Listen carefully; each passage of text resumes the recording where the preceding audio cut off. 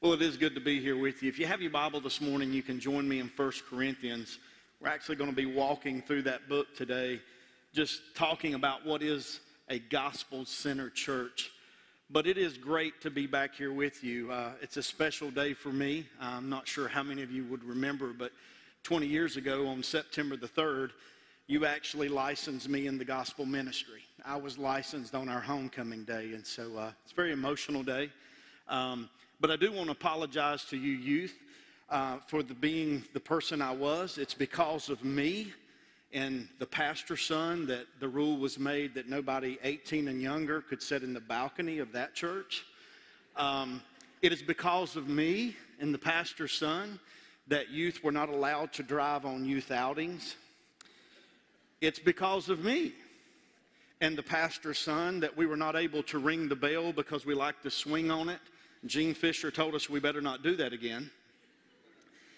And we also rode the little elevator. After we were told not to ride that elevator, we wanted to get on it and ride, and there's the preacher watching us come up. So I certainly have done a lot of things here, but God changed my heart.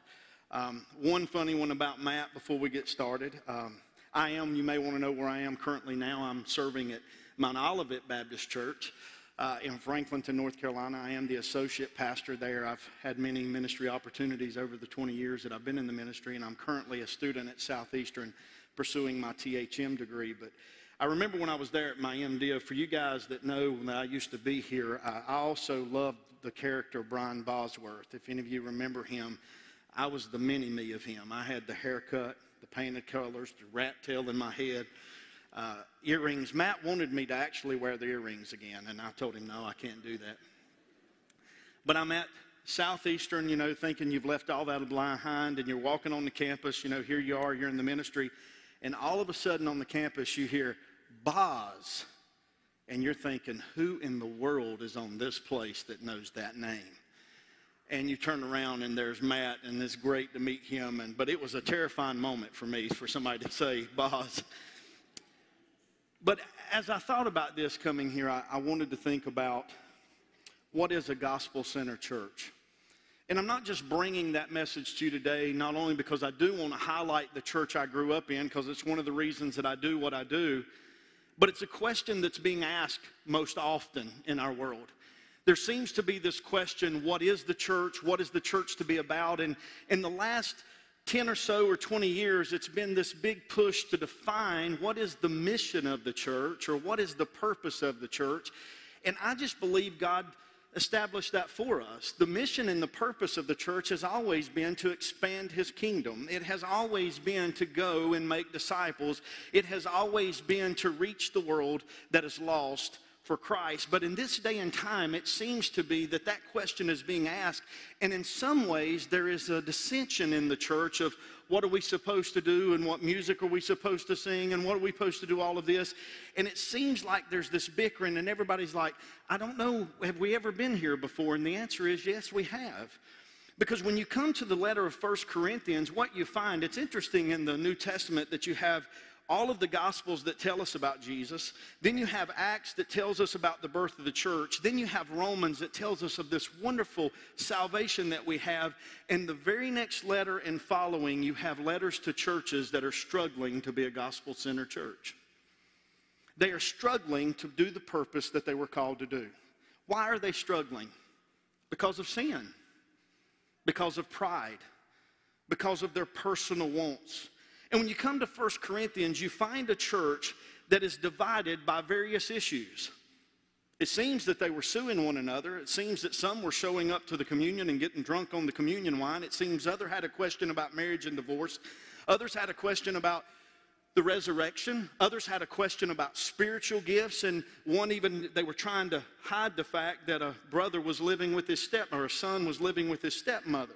And yet Paul is looking at this church, and he loves this church, but he realizes that it's divided by various issues. In fact, in chapter 3, what you find is that Paul says that there was jealousy and strife among them, and they were only behaving in a human way. Now, you will notice I use the English Standard Version, so mine may be a little different than yours. But there's jealousy and strife, and when I look inside the church, I'm not talking about lost folks. there seems to be this bickering and jealousy and strife about how to do church.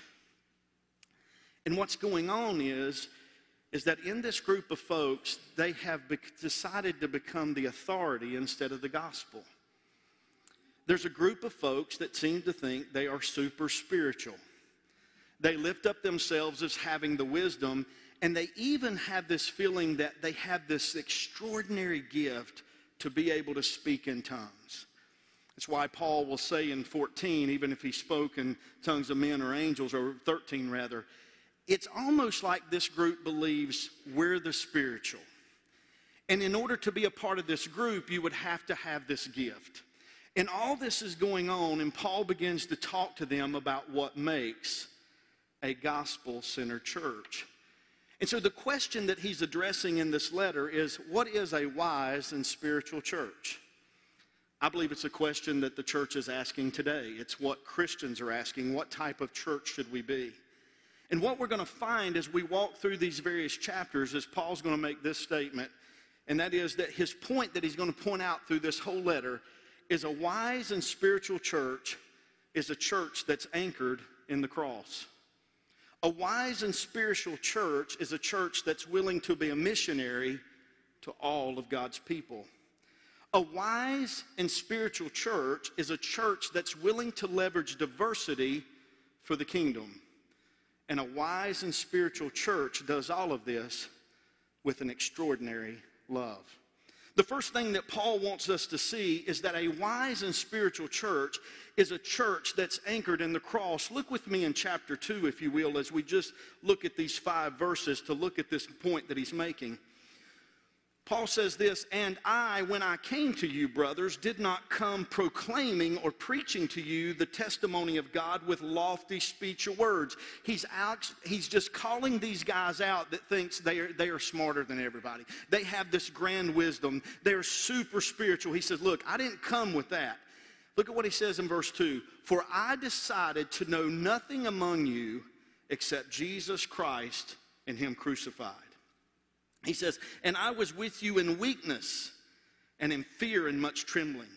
And my speech and my message were not with plausible words of wisdom, but in demonstration of the Spirit and of the power, that your faith might not rest in the wisdom of men, but in the power of God." In this day and age, it seems like there's always some other individual telling us what the church ought to be.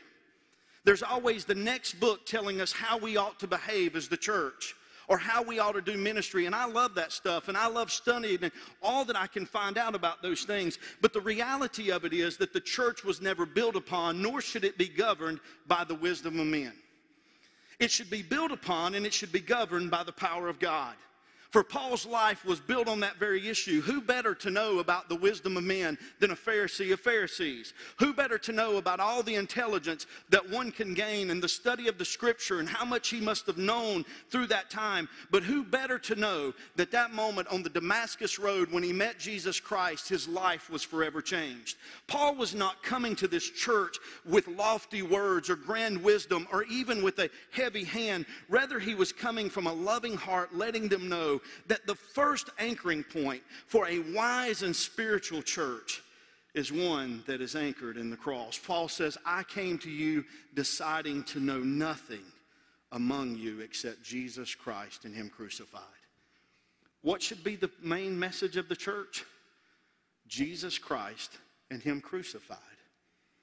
It's not about what you wear. It's not about what you sing. You may do those things to reach certain people, but it's about the message that says God so loved you that he sent his one and only Son to die for you. That's what the church is. That's what the church is built upon. It's not the wisdom of man. It's not the cleverness behind the pulpit, because in 20-some years, me and Matt's going to move on and there's going to be another generation here. They're going to always move on, but what's never going to go away is the message of the cross. Paul says, "For I decided," do you know what that word literally means? I made up my mind. I determined not to come to you in no other way except, and when he says that word except, it's in contrast to what they're bragging about. It's in contrast to how spiritual they are. It's in contrast to they're able to speak in tongues. What he says is, I decided to come to you not knowing anything except what Jesus has done for me. Is that why you gather here this morning? Is that your message? Is that what you're spending your time trying to build a church upon? Because that's the one that'll last. That's the one that will make an impact. That's the wise and spiritual church. It's not on the cleverness of words. It's not on the style of music. It's not on the style of dress. It's on the fact that God so loved us that he gave his only son. Paul is certain that if we're going to be the church, we've got to be anchored in the cross. But he's also certain about this, that after we're anchored in the cross, we've got to be willing to be missionaries or be a missionary to all kinds of people. Turn with me over to 1 Corinthians 9.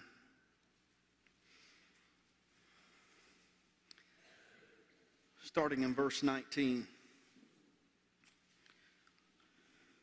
As much as Paul's passion burns for the cross of Christ, as much as his heart burns for God's people or his fellow man, he realizes that all are lost in the need of this message, and it compels him. In fact, in his second letter, he will say in 2 Corinthians 5 that the love of Christ compels him, and that's why he has this ministry of reconciliation, and God's making his appeal through him. But here he kind of lets us in on what the church is to do and how it is to be on mission to gain other folks. In verse 19, he says, "For though I am free from all, I have made myself a servant to all, that I might win more of them. To the Jews, I became a Jew in order to win Jews. To those under the law, I became as one under the law, though not being myself under the law, that I might win those under the law. To those outside the law, I became as one outside the law, not being outside the law of God, but under the law of Christ, that I might win those outside the law. To the weak, I became weak, that I might win the weak." And catch this, "I have become all things to all people, that by all means I might save some. I do it all for the sake of the gospel, that I may share with them in its blessing." You see, this church was trying to decide who we let in, what do we let a part of this group, who do we go out, what do we do, what are we supposed to do? And Paul says you do it to everyone. Paul recognized that Christ came for everyone. He came for the religious elite like Paul that's on the Damascus road seeking to destroy his church, but he also came for the one that's in the gutter. He also came for the one that's the furthest way from the cross. Paul understands that this gospel message wasn't just for us. It's not for us just to hoard up. It's not for us just to say, do it our way, but rather it is to go to all people. And Paul says, in that moment, when I recognize I made up my mind, or I have made myself a servant of all. Look at what he says. In verse 19, I have made myself a servant of all. Paul is pulling from something that he will challenge you and I to do in Philippians. He will tell us to have what? The mind of Christ. What was the mind of Christ? To become obedient to a servant, a slave. We are to have a mind. Paul says, I, like Christ, have determined that I am a servant of all. Jesus became a bondslave, a servant unto death, that we may all have life. It's here that many tells us that Paul lets us in, or peels back the curtain to how he did mission. When he was with the Jews, he acted like a Jew. When he was with those outside the law, that simply means with the Gentiles, he acted like the Gentiles. He just didn't observe all the Jewish feasts. Rather, he made himself to all people for what purpose? Not to be cool. Not to say our church has a great light show and, we got this drum kit up there. No. He said, I did it all for what? To reach people. Everything we do is to reach people where they live. That's what a missionary does. If you decide to be a missionary, the first thing you do outside of learning the gospel is you learn the culture in which you're going to go in. You learn how the people talk, how the people dress, what they like to do, where their hangouts are. We call them church planters now. And you go find that place, and you go find the hangouts, and you begin to make a church. Paul did that with Corinth in Acts 18. He started in the synagogue reasoning with the Jews, but they kept rejecting him. They didn't want to hear about the crucified, risen Lord. So he goes outside, shakes off the dust, and just near the synagogue was a house by the name of Justus that he goes in and plants the church of Corinth. He became all things to all people. You learn them, you learn their customs, you live with them. But somehow we as the church come inside of a building and we get into a neighborhood and we think we ought to be different than the people that's around us. How can you win them that way? A missionary could never act like that. And more importantly, your Savior never acted like that. In a few months, we're going to celebrate the birth of Jesus. You know what we celebrate? God with us. You know, when Jesus was on this earth, he didn't dress like the Pharisees, did he? No. See, we celebrate the incarnation, but what does it mean that God came to dwell with us? It means that Jesus met us right where we lived. It means he met the prostitute right where she lived. He ate with Matthew in the house with tax collectors and sinners. He went to Zacchaeus in the tree when nobody wanted anything. He went to the lame, the blind. He went to all of the people that they said was outside of God and nobody should go. And here's my question. If Jesus was so willing to go in all of those circumstances and could meet the people where they live to tell them about Christ, how can we say as the church we can't go there? What line can't we cross? Because our Savior left the glories of heaven to enter sinful earth, to be with sinful man, to offer them the love and grace. And without meeting us where we live, where we talk, what we were involved in, would we ever be saved? I bet you the woman at the well is glad that he was willing to come to Samaria and talk to a woman like nobody else would.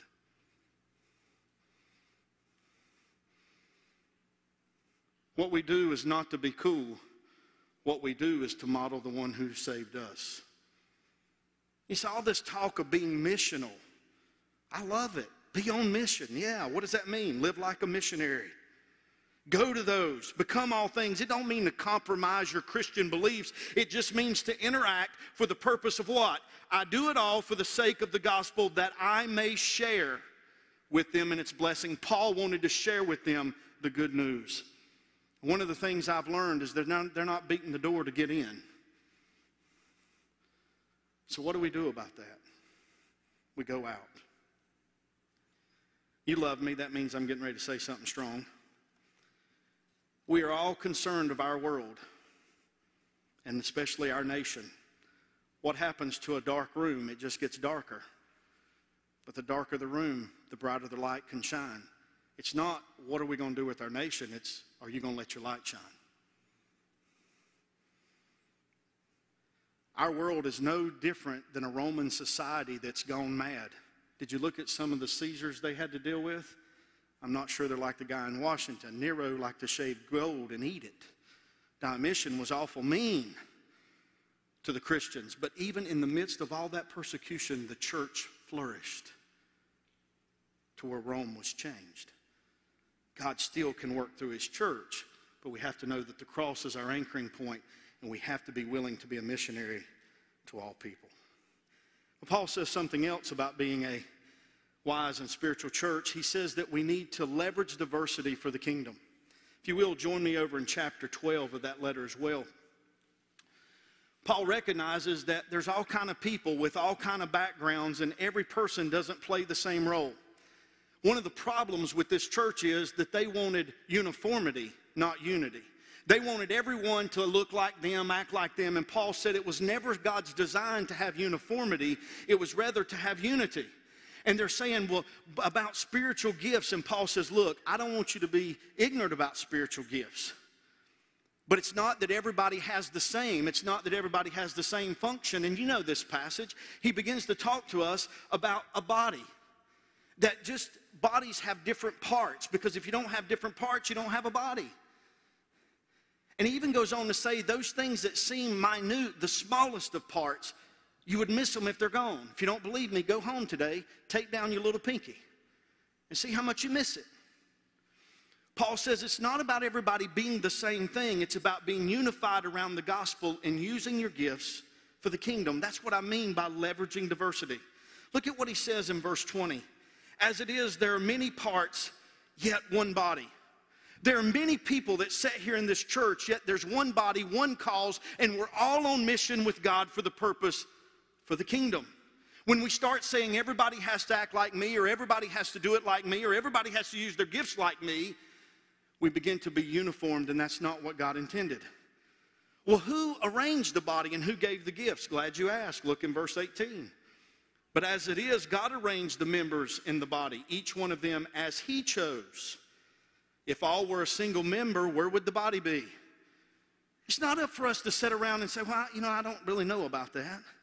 Man, if it's in line with the gospel and God is using it, then yes, it's there. That's their gift. How do I say that? Back up to verse 4 and 7. 4 through 7. Look what Paul says. Now there are varieties of gifts, but the same Spirit. And there are varieties of service, but the same Lord. And there are varieties of activities, but it is in the same God who empowers them all and everyone. To each is given a manifestation of the Spirit for the common good. Do you see what he's focusing on? There's a variety. A variety of what? A variety of gifts. You don't have the gift I have. I don't have the gift you have. But there's not only a variety of gifts. Look, there's a variety of service. You know what service literally translated is? Ministry. Everybody don't serve the same function. They are different ministries. There's a variety of them. And then there are a variety of activities. But I want you to look at how he makes this point, because they think they're so spiritual. Look, he says the variety of gifts, but there's the same Spirit. There's a variety of services, but the same Lord. There's a variety of activities, but the same God. You know what he just said? He's using Trinitarian theology. Father, Son, and Spirit have all of the same substance, the same essence, but they don't have the same function. The Father is not Jesus. Jesus is not the Father. They are one of the same substance. Jesus is not the Spirit. They're all one God, but they have different functions. You're all one body, but you have a different function. And God has gifted you and wants to use it in a variety of ways. And yet we find ourselves in Corinth where the church is saying, yeah, but we want to do it like this because we did it back then. Well, back then that worked. You know, they used to not sit on pews. You know that, don't you?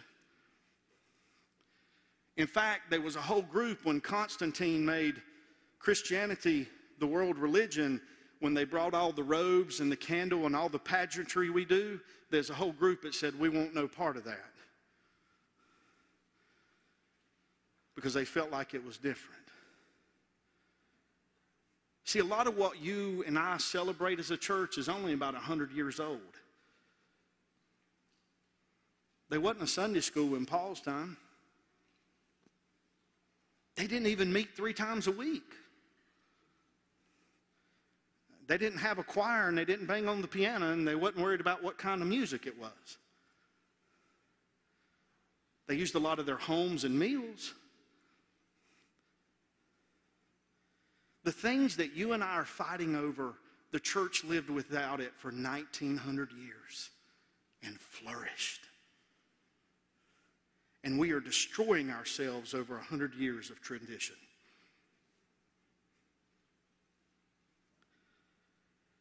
There can be variety in the body.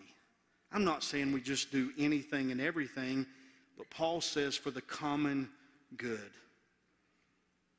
You see, activities literally is a work that you leverage in your context. It talks about where you work, where you go. See, God has a great missionary strategy. Matt and I can't get everywhere, but you can. And everywhere you are, you build relationships and you talk to them about the Lord. That's what the church ought to be about.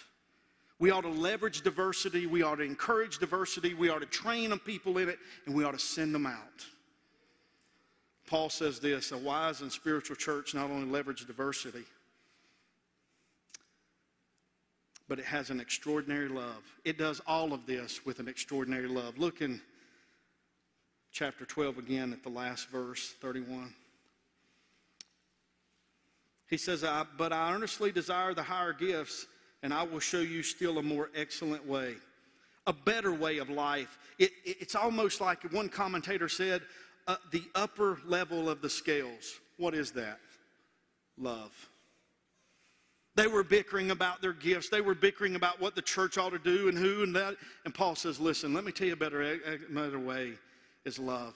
He comes down in verse 13, chapter 13, he says, for now faith, hope, and love abide, these three, but the greatest of these is love. When I talk to different people in the Christian community, I don't see a lot of love. I just see a lot of battling for authority and how things are going to go. See, I've had the privilege in times of my ministry to work outside of the church.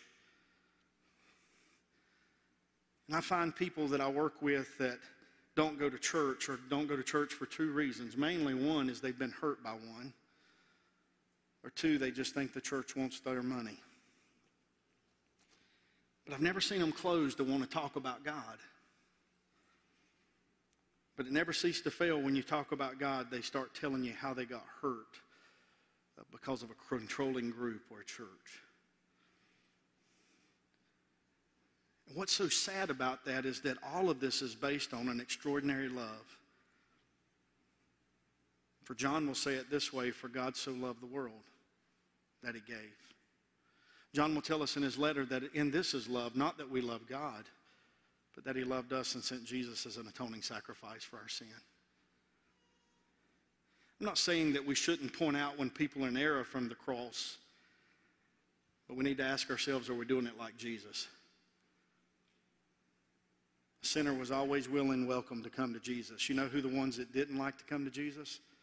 The religious elite, because they had their traditions and their laws. Can you imagine in their time, Jesus said, you'll never have to take a lamb to the temple anymore. Well, that's change. That's more than let's put a praise man up. Everything changed the moment he came from the grave. I'm not sure we could have made it back then. And Paul's dealing with this and the change, but he says, here's the main thing. Everything is based on love. So why did I want to share this with you today?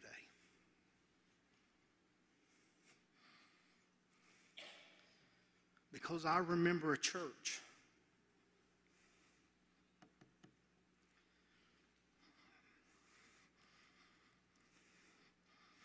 that was anchored in that message.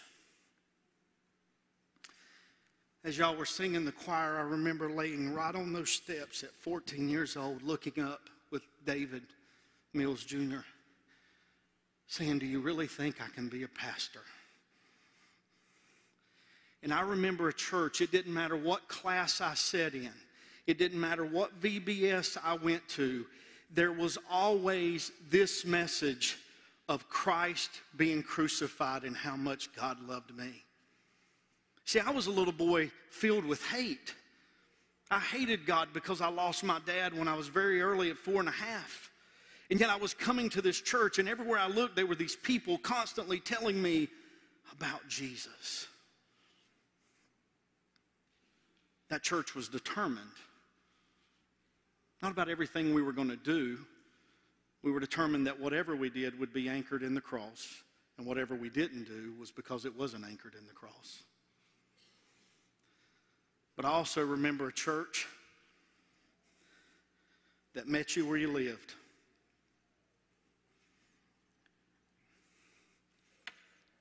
I remember Roger Elliott laying in a tent with us boys, fishing in a lake, telling us about Jesus.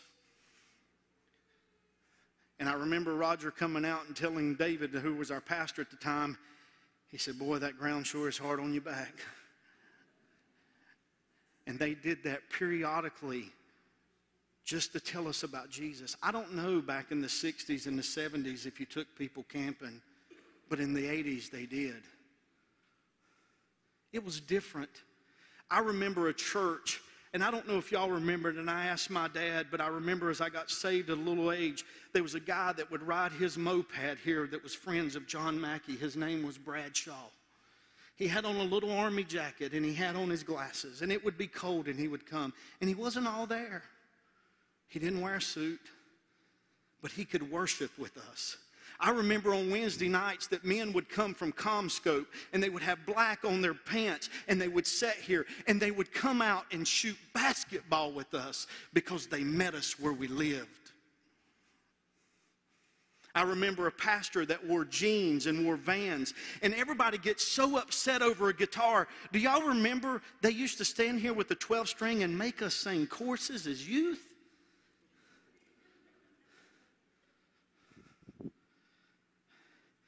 I've said this to David more than one time. All this talk about missional, I saw it. I saw it from him. I saw it from Wanda. I saw it from Roger, Linda, Trudy. I saw it. I saw people meet you where you are. And I still can remember in this church, we used to sit on the 7th pew on the right-hand side. But on the 6th pew was Hilda and Wallace Brandon. And when I would walk down with too tight of shirts because I'd worked out all week and I had earrings with a gold chain hanging and the boss hair up like this, and I would come down and Hilda would look at me and say, I missed you last Sunday. I asked your grandparents where you were. I'm glad you're here.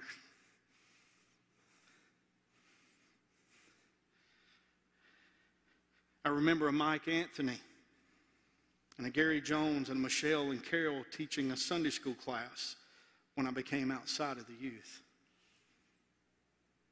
But I remember Trudy and Tights and Sheila teaching me all those years, telling me about Jesus. I remember Miss Patty Gabriel trying to get me to sit still. She would always pinch you on the leg and tell you to be still. And I still ask her every time I see her, Patty, how in the world can you be still when you're pinching me?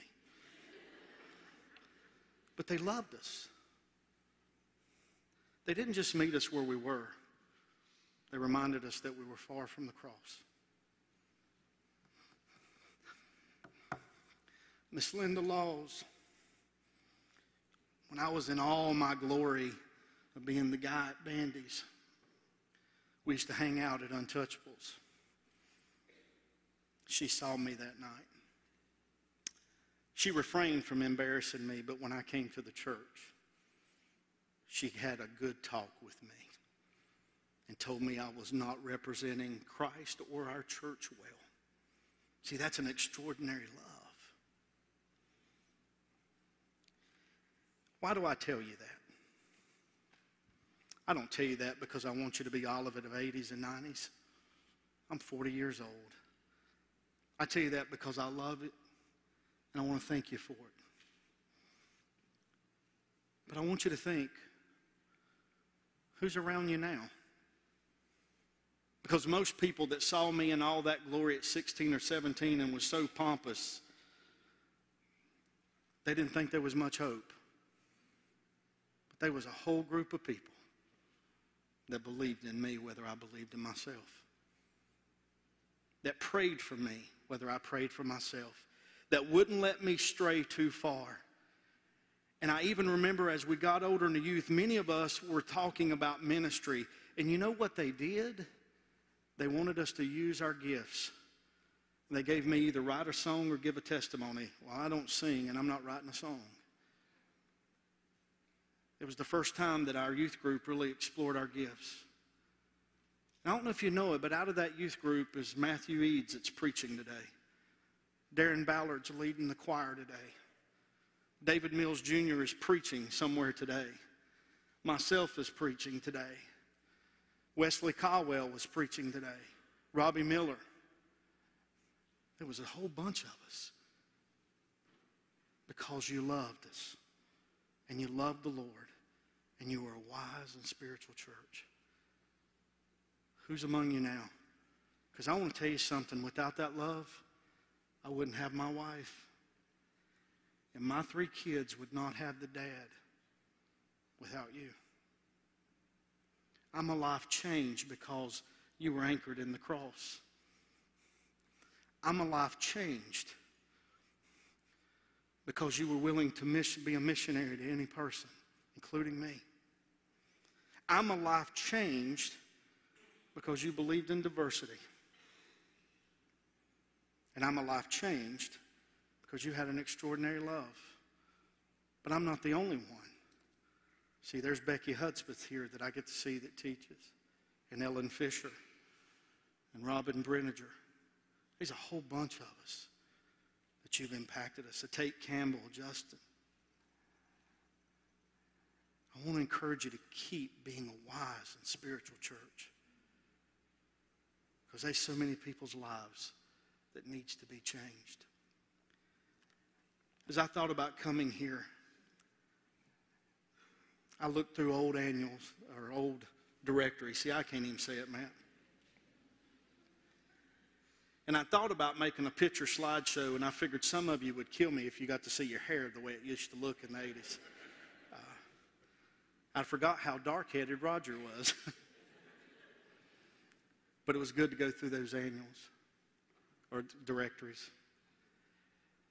But one song kept coming to my mind. It's been 20 years since I've been back with you, and I've enjoyed every minute of this. But from my heart to yours,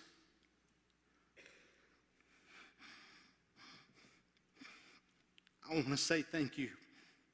And I can't sing, but I want you to know that outside of Jesus, my parents, my granny, this church is the biggest reason why I am where I am today. And from the genes to everything you see, when I minister from what I remember the most.